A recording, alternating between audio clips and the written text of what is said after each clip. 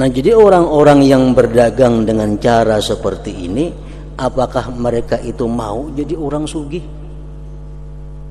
Banyak nang sugih-sugih dengan cara seperti itu. Artinya kalau mbak anggapan mun kaya itu kayak apa, nang sugih berdagang, nak maju. Bahkan orang bahari sangat maju, sangat berkah dagangannya daripada orang-orang yang untungnya banyak itu. Nah, kita kalau melihat sejarah kekayaan orang dahulu, kita bandingkan kekayaan orang sekarang. Contohnya Utsman bin Affan, sahabat Rasulullah sekaligus menantu beliau. Utsman bin Affan itu dalam perang Tabuk, beliau menyumbang 950 unta. 950 ikung unta. Kita kali unta 5 juta aja saya ikung berapa duitnya. Adalah orang kaya nang wani kaya itu menyumbang. Sumbangan lillahi ta'ala, lain sumbangan politik.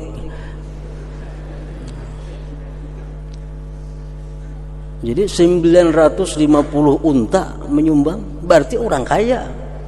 Itu miliaran duitnya. Ditambah lagi kuda, 50 ikung kuda sih menyumbang dalam perang Tabuk itu, dan duit 1000 dinar. Abdurrahman bin Auf, sahabat Nabi yang sangat kaya. Anas bin Malik, sahabat Nabi yang sangat kaya. Padahal cara berdagang mereka ya macam tadi.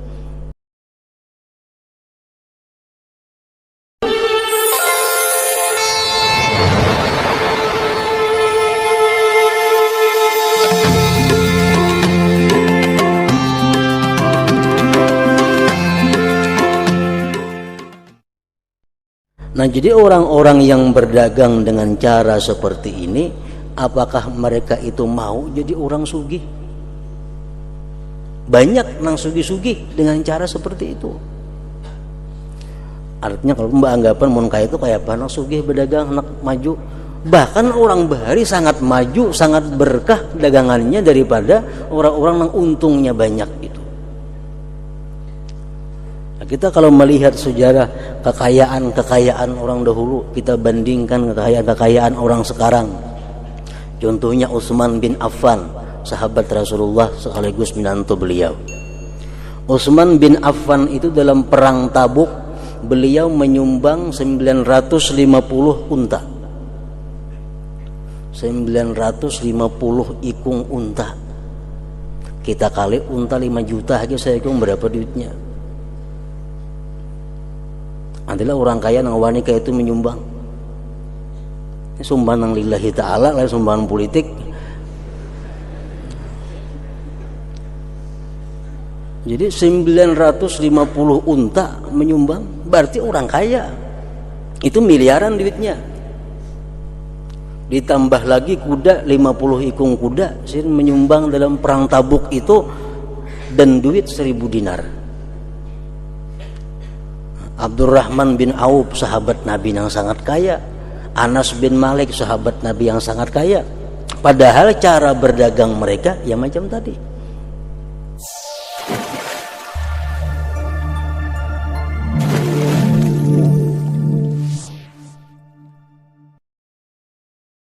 Diriwayatkan bahwa di sisi Yunus bin Ubaid ada pakaian yang bermacam-macam harganya. Yunus bin Ubaid ini adalah seorang pedagang, berjual pakaian konveksi, pakaian jadi. Bermacam-macam harganya pakaian itu. Semacam harga masing-masing pakaian 400 dirham. Dirham bukan dinar. 400 dirham. Dan macam yang lain harga masing-masing pakaian 200 dirham. Jadi ada pakaian nang 400 dirham harganya, ada pakaian nang 200 dirham.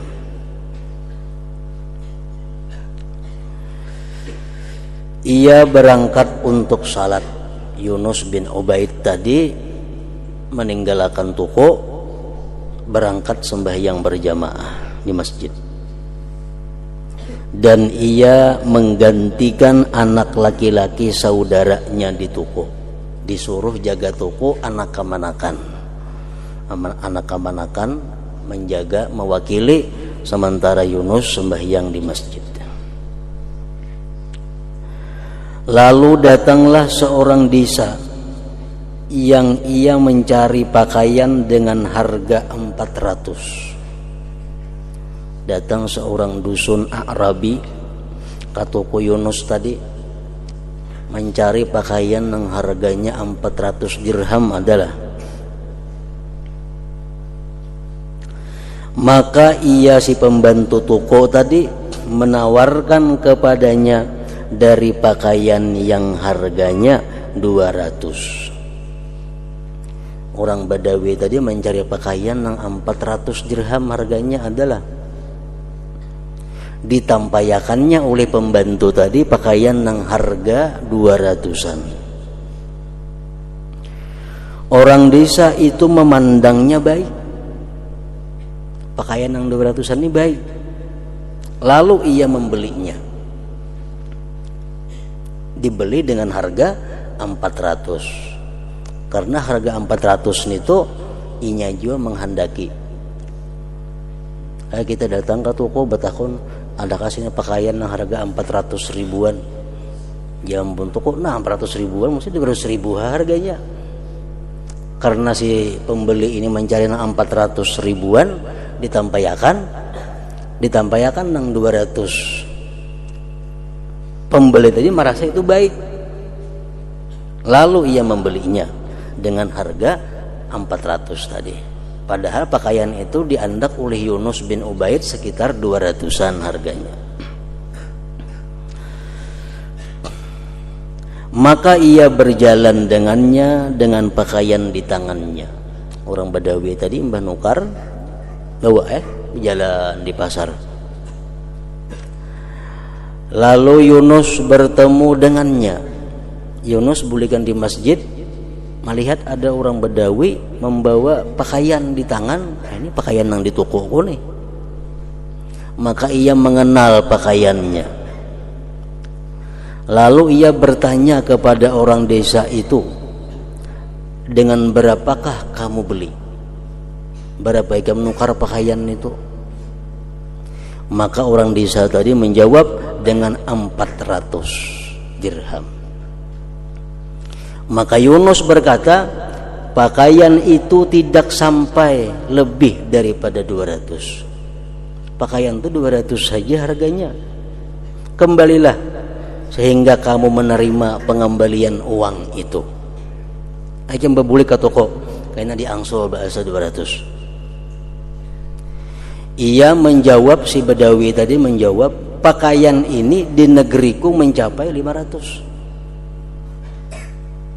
Ini mau di kampung kami 500 harganya. Jadi aku nukar 400 sudah murah. Dan saya meridainya. Aku senang nukar ini 400. Yunus berkata kepadanya, kepada orang Badawi tadi, kembalilah. Ayo boleh ke toko dulu. Karena nasihat dalam agama lebih baik daripada dunia dengan apa yang ada padanya. Bermaksud baik, berbuat baik kepada sesama lebih baik daripada dunia dan isinya. Kemudian ia mengembalikannya ke toko, dan ia Yunus mengembalikan 200 dirham kepadanya. Angsul bahasa 200 dirham. Ia bertengkar dengan anak laki-laki saudaranya itu mengenai hal ini, mengenai hal itu. Sarik Yunus lawan pembantu tadi. Dan ia Yunus berkata, apakah kamu tidak malu? Apakah kamu tidak bertakwa kepada Allah? Kamu untung seharga ini dan kamu tinggalkan nasihat kepada orang-orang muslim. Kamu tinggalkan bermaksud baik kepada orang muslim. Kamu tinggalkan berkehendak baik kepada orang-orang muslim. Lalu ia anak laki-laki dari saudaranya pembantu tadi menjawab, demi Allah ia tidak mengambilnya kecuali ia ridha kepadanya. Ini hakun aja bang, ini ridha aja. Maka ia Yunus berkata, apakah kamu ridha baginya? Maka itu bacaannya, apakah kamu ridha baginya dengan sesuatu yang kamu ridha bagi dirimu?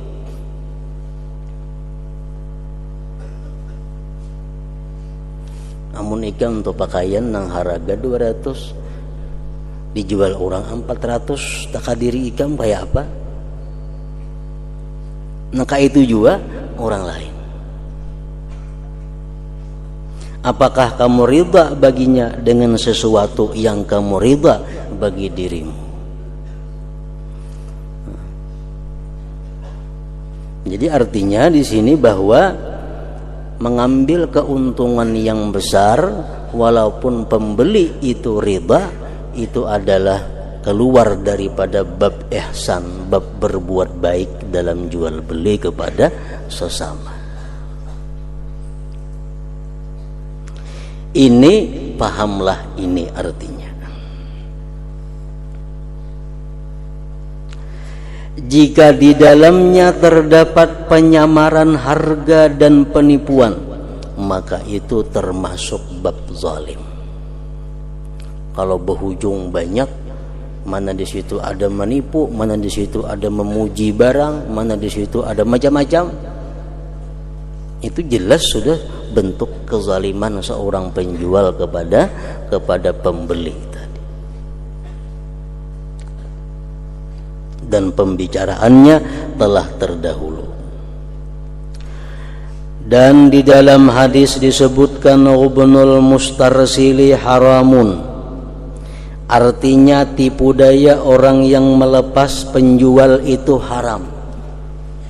Maksudnya adalah menjual barang lebih daripada harga yang berlaku pada adat, menjual barang dengan keuntungan yang tidak wajar pada adat, itu hukumnya adalah haram.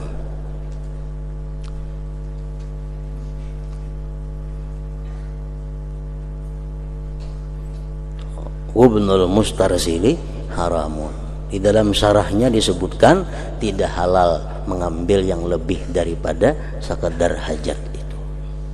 Umpamanya kalau kita untung 5%, itu masih dianggap wajar oleh masyarakat, oleh umum. Nah berarti itu masih bisa diterima kalau kita berhujung 5%. Nah, kalau kita sudah dianggap oleh adat, oleh orang banyak bahwa kita berhujung 5% itu melampau batas, nah maka itu ngarannya melampau batas. Termasuk dalam hadis ini Ibnul Mustarsili haramun.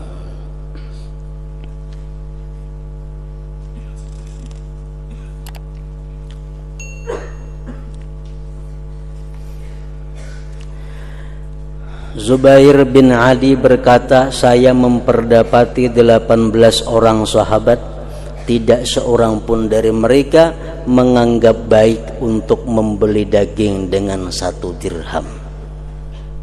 Nah ini kada jelas apa yang dimaksud oleh Zubair bin Adi ini. Dan Imam Ghazali pun kada menjelaskan apa yang dikehendaki oleh Zubair bin Adi ini. Maka tipu daya seperti orang-orang yang melepas dagangan itu zalim. Mengangkat harga dengan cara menyembunyikan harga yang sebenarnya berlaku pada adat, maka itu adalah satu bentuk kezaliman.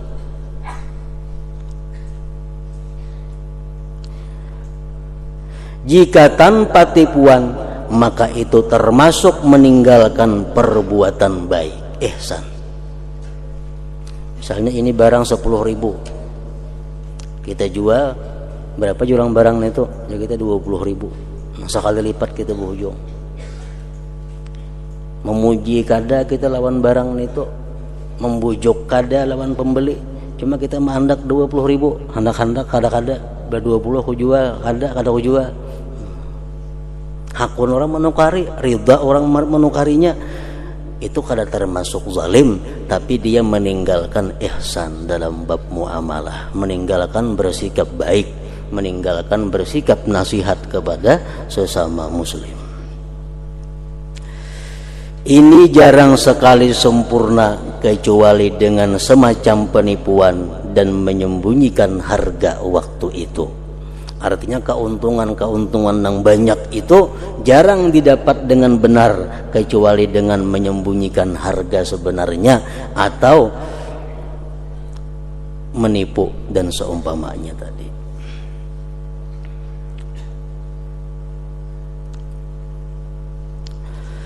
Perbuatan baik semata-mata hanyalah apa yang dinukil dari As-Sari As-Sakati, bahwasanya ia membeli setakar buah badam dengan harga 60 dinar, dan ia menulis pada notanya 3 dinar keuntungannya,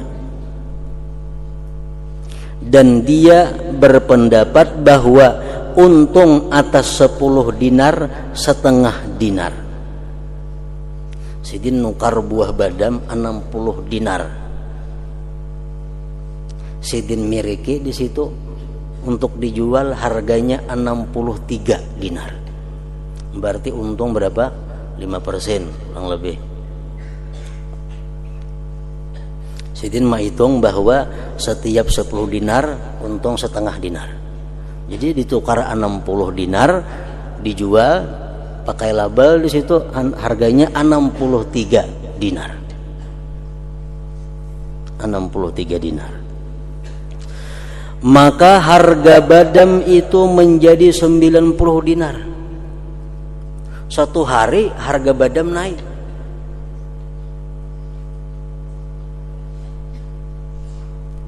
Setakar buah badam nang dahulu 60 dinar harganya sekarang naik jadi 90 dinar. Maka ditulis oleh Sari As-Sakati dijual dengan harga 63. Buah badam naik jadi 90 dinar. Maka datanglah perantara barang maklar dan ia mencari badam lawan As-Sari As-Sakati tadi. Lalu ia berkata, ambillah badam itu, ujar Sari As-Sakati. Ia maklar bertanya, dengan berapa? Ia menjawab, dengan 63. Itu ada tulisannya di situ, ada 63 dinar. Maka maklar itu berkata, dan ia termasuk orang yang saleh, harga badam itu telah mencapai 90 dinar. Entah karena maklar yang baik.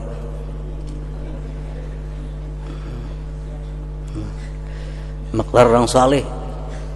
Ujar maklar, wahai tuan, kenapa pian murahnya menjual 63? Sekarang harga itu 90. Maka As-Sari berkata, saya telah benar-benar berakad, berjanji dalam hati, di mana saya tidak menjualnya kecuali dengan harga 63. Itu sudah pas harga 63. Berapa pasaran badam? Pokoknya aku menjual 63. Lalu maklar itu berkata, ujar maklar, saya berakad juga antara saya dan Allah untuk tidak menipu seorang muslim. Aku sudah berjanji dengan Tuhan kada hendak merugikan orang muslim. Karena amun itu kutukari 63, pian kita nukar 90 rugi. Berarti ulun merugiakan pian. Saya tidak mengambil darimu kecuali dengan 90. Ujar maklar. Kan aneh jual beli macam ini nih. Dia 90, ulun tukari 63 kada. Kenapa? 63 kebanyakan rugi kena pian nukar. Karena harga sekarang 90. Ia berkata, maklar itu tidak membeli darinya dan Sari tidak menjualnya. Akhirnya kada jadi bertukaran keduanya. Sampai pada karas, nang saya kong karas 90, nang saya kong karas 63.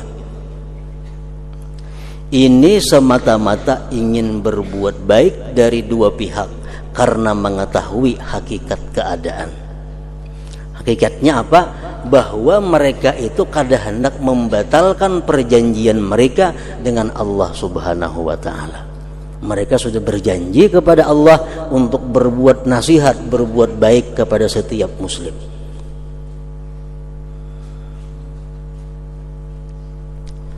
Nah, jadi orang-orang yang berdagang dengan cara seperti ini, apakah mereka itu mau jadi orang sugih?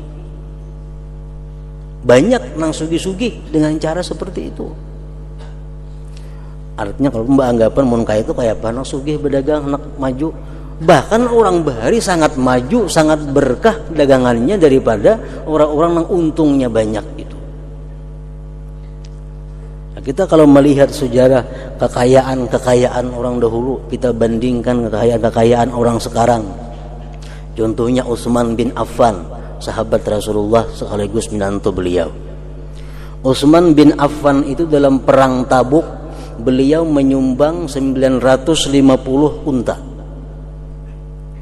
950 ikung unta. Kita kali unta 5 juta aja saya ikung berapa duitnya. Adalah orang kaya nang wanita itu menyumbang.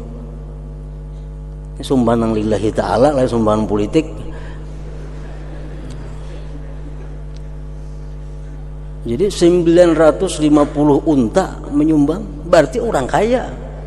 Itu miliaran duitnya. Ditambah lagi kuda, 50 ikung kuda sih menyumbang dalam perang Tabuk itu, dan duit 1000 dinar.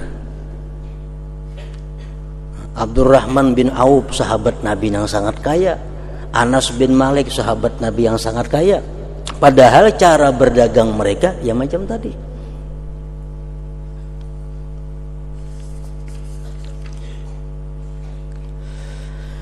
Diriwayatkan dari Muhammad ibn al-Munkadir mempunyai beberapa potong kain. Muhammad al-Munkadir salah seorang aulia besar pada sekitar tahun 130 Hijriah.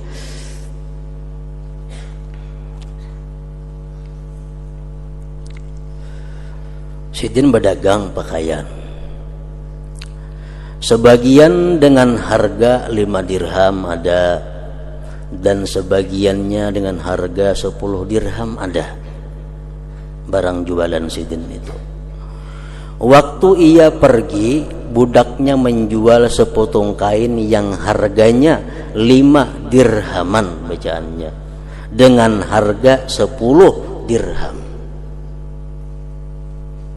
Kurang lebih lawan Yunus bin Ubaid tadi. Jadi pakaian nang Sidin andak harganya 5 dirham dijual oleh pembantu 10 dirham.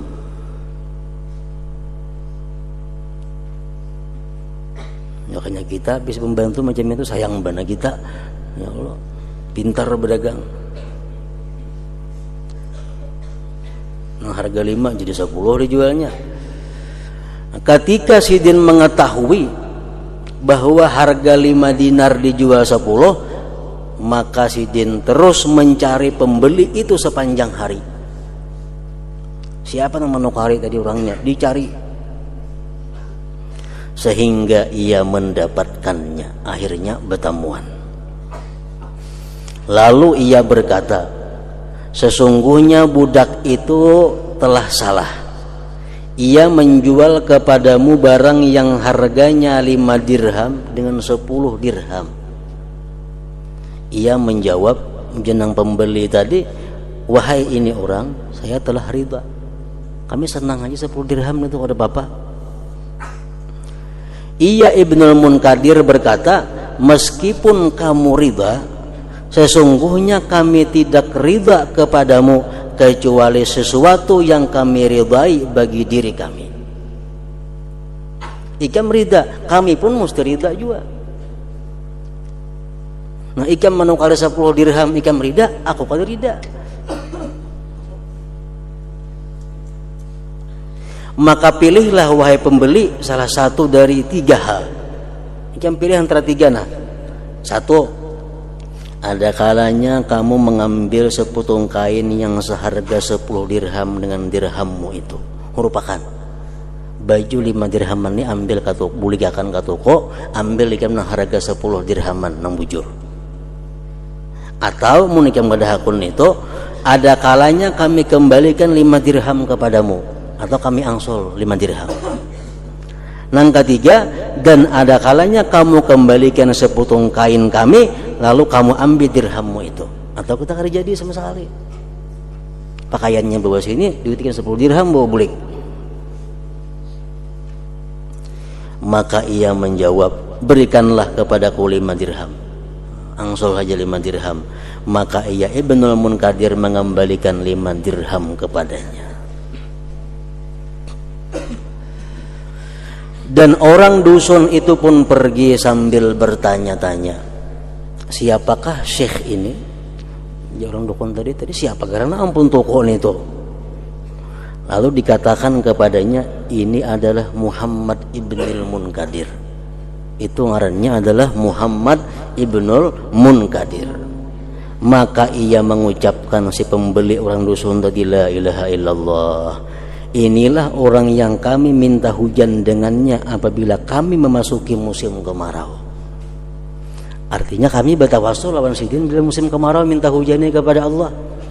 Ya Allah, dengan berkat Syekh Muhammad bin Munkadir hujani kami. Sekali itulah orangnya, yaitu orangnya. Jadi itulah artinya cara-cara berdagang yang dilakukan oleh para aulia Allah dan orang-orang salihin terdahulu. Ini adalah perbuatan baik ihsan, yaitu untuk tidak untung atas modal 10 kecuali setengah atau 1 menurut adat yang berlaku pada harta dagangan di tempat itu. Jadi kalau untung 5% itu masih bisa, untung 10% masih bisa, atau untung menurut sesuatu yang disesuaikan, menurut untung sesuatu yang diakui oleh adat istiadat, itu pun masih bisa dibenarkan dalam berdagang. Kalau sudah orang berucap bah itu melarangi ngarannya, menggantal itu kalau berdarah, nah itu iya itu artinya. Berarti hujungannya itu ada termasuk ghabnul mustarsil haramun tadi. Ini mantang-mantang nang menukarnya orang kada tapi tahu di barang, nang menukarnya kada tapi tahu di harga, sakahandaknya mah anak barang kada boleh juga walaupun itu jual beli.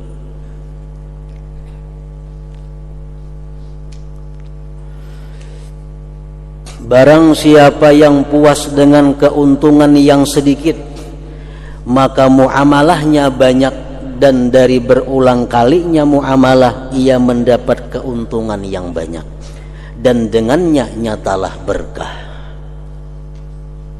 Orang yang untung sedikit itu berkahnya banyak.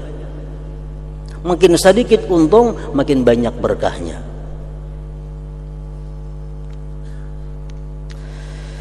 Ali bin Abi Thalib radhiyallahu anhu berkeliling di pasar Kupah waktu beliau menjadi Amirul Mukminin. Sayyidina Ali berkeliling di pasar Kupah dengan cambuk di tangan sambil berkata, hai golongan pedagang, ambillah kebenaran maka kamu selamat. Janganlah kamu tolak untung yang sedikit, maka kamu terhalang dari keuntungan yang banyak. Banyak untung, berkahnya kada ada, habis duitnya kaina, kada kekaruan.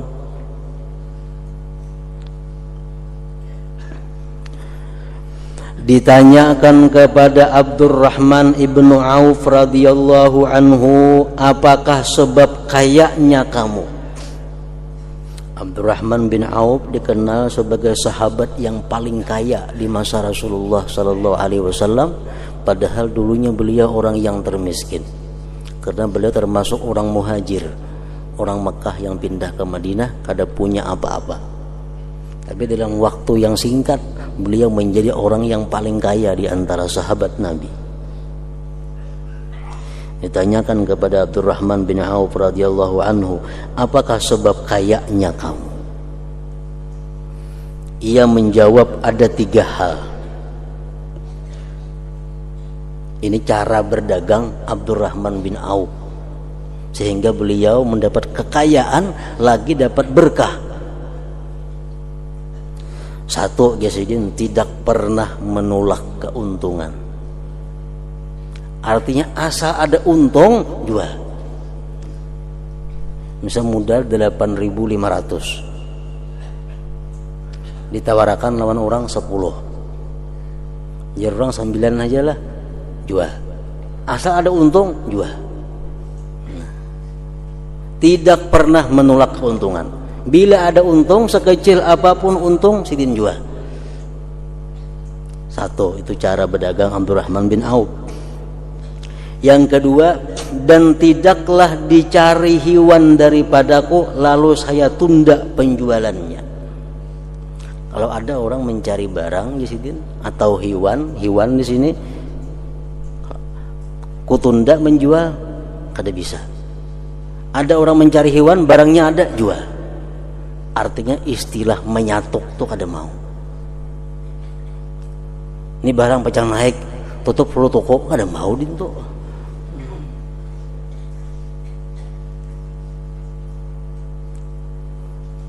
Bila orang mencari berarti orang perlu. Yang ketiga, dan saya tidak menjual dengan bertempo.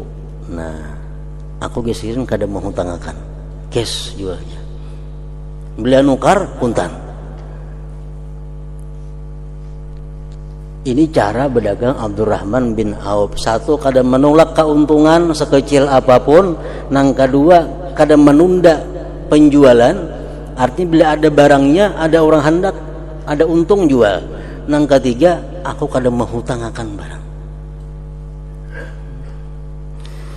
Dikatakan bahwasanya ia Abdurrahman bin Auf menjual 1000 ekor unta. 1000 ekor unta, 5 miliaran duitnya tuh. Di mana ia tidak beruntung. 1000 unta dijual mudah, kecuali talinya aja nang ujungannya.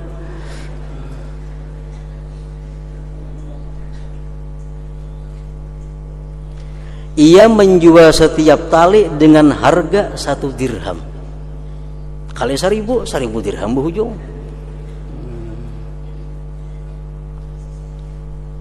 Maka ia untung 1000 dirham. Dan dia tidak untung, dan dia untung dari ongkos untanya sehari 1000. Mun diganakan unta berapa memberi makani sehari, terlambat 2 hari berapa ribu memberi makani unta 1000 ikong itu. Nah, jadi dijual dengan modalnya, untungnya tali. Nah, jadi itulah cara berdagang daripada Abdurrahman bin Auf, termasuk sahabat Nabi yang dipastikan masuk ke dalam surganya Allah Subhanahu wa taala. Sahabat yang 10 yang dipastikan masuk surga diantaranya adalah Abdurrahman bin Auf.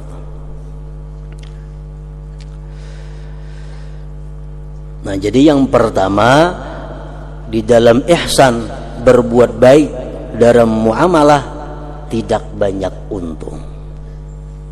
Nah, jadi berdagang orang ini pahala dapat, keuntungan dapat, berkah dapat. Berdagang duit dapat, keuntungan dapat, berkah dapat, pahala dapat. Kalau berdagang dengan disertai ihsan, berbuat baik tadi. 1, tidak banyak untung. Yang kedua, termasuk dalam ihsan juga adalah dalam menanggung tipu daya. Mestinya artinya dalam menanggung kerugian.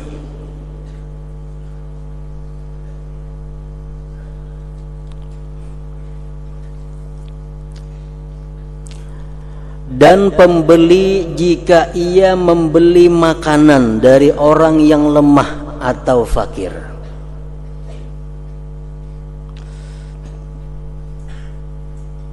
Pembeli jika ia membeli makanan dari orang yang lemah atau fakir, maka tidak mengapa ia menanggung tipu daya, menanggung kerugian dan kurang lebih. Ada apa-apa? Misalnya ada orang miskin, orang nang fakir, berjual sayur.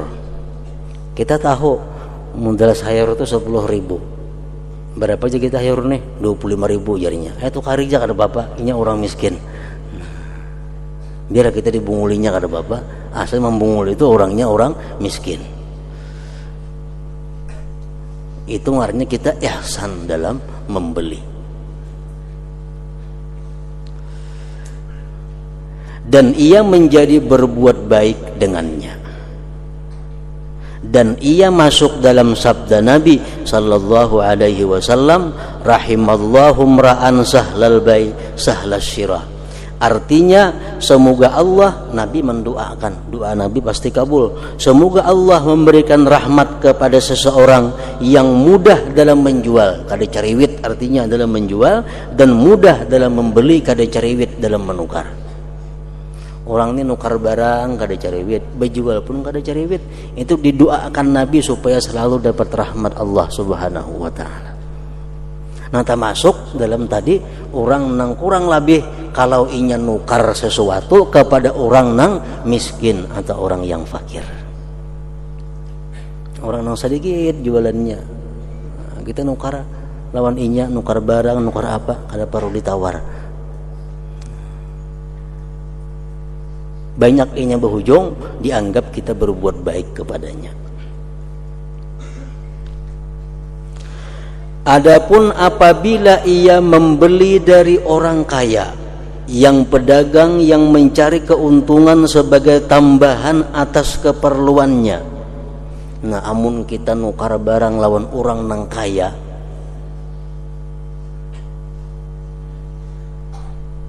maka menanggung tipu daya daripadanya itu tidak terpuji.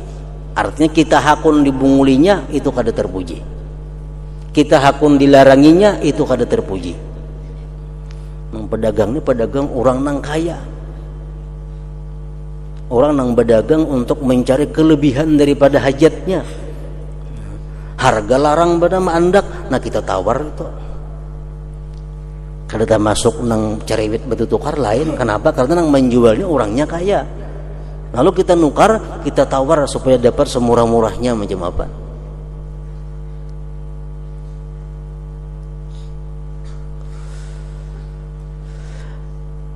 Amun kita hakun dilaranginya, kita kada ihsan ngarannya, kita kada berbuat baik lawan inya. Maka menanggung tipu daya atau kerugian daripadanya itu tidak terpuji, bahkan ia itu menyia-nyiakan harta tanpa pahala dan pujian. Nah, berpahala kada kita dilaranginya, dipuji kada. Dan telah datang dalam hadis dari jalan Ahlul Bait, al-maghbun bisyira la mahmudun wala ma'jur. Artinya orang yang tertipu pada pembelian itu tidak terpuji dan tidak mendapat pahala. Maksudnya hadis ini adalah orang nang hakun dilarangi oleh orang nang kaya, hakun dilaranginya itu kada dapat pahala dan kada dapat pujian. Jadi kalau kita bertukar lawan orang nang kaya, kita mesti teliti bujur harganya berapa supaya jangan dilaranginya. Karena mau dilaranginya kita kada dapat napa-napa. Kalau orang miskin yang melarangi kita, kita mau dapat pahala.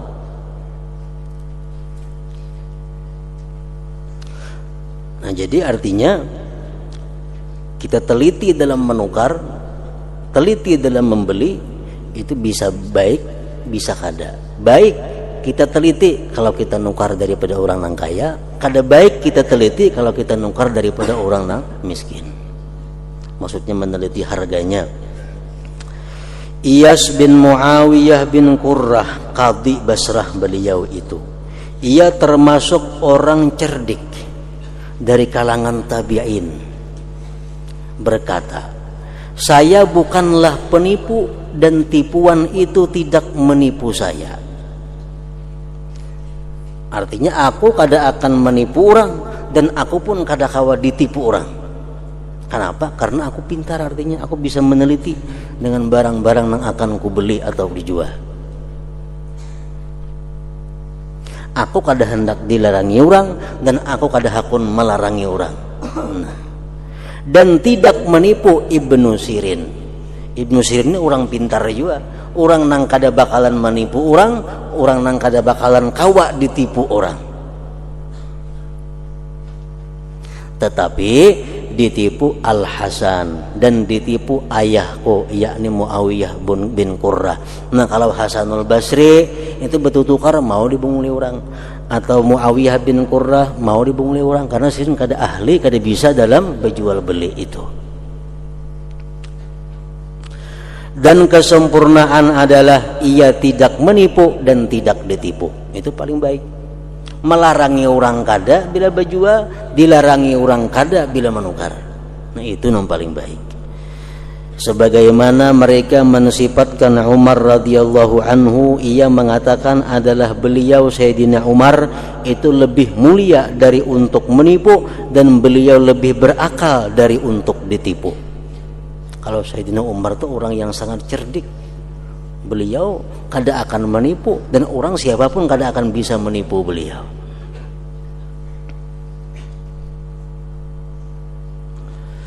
Hasan dan Husain dan selainnya termasuk pilihan ulama salaf, di mana mereka menyelidiki sejauh-jauh dalam pembelian. Kemudian mereka memberikan harta yang banyak. Sayyidina Hasan, Sayyidina Husain, beliau kalau bertukar itu teliti. Artinya larang dikit aja sih kada jadi nukar, berpindah ke lain toko, bertakun berapa harganya ini. Larang dikit, taraya pula harga ke lain, dicek kayak apa harganya ke lain. Tapi kalau sirin menyumbang, sirin kada bakira nyumbang.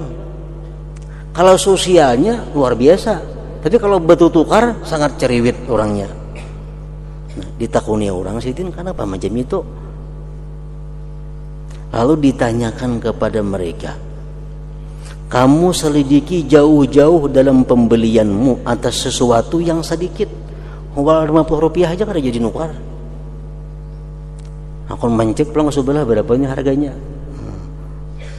Tapi kalau sirin bersosial 1 juta, 2 juta kada jadi masalah. Kemudian kamu memberikan yang banyak dan kamu tidak memperdulikan. Kalau sudah menyumbang beluruk.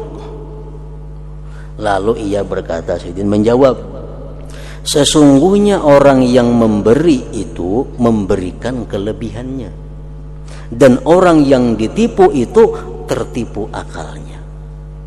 Aku biasanya kalau membersedekah tuh aku bersedekah, tapi aku indah dibunguli orang bertukar. Nah, bahasa kitanya macam itu.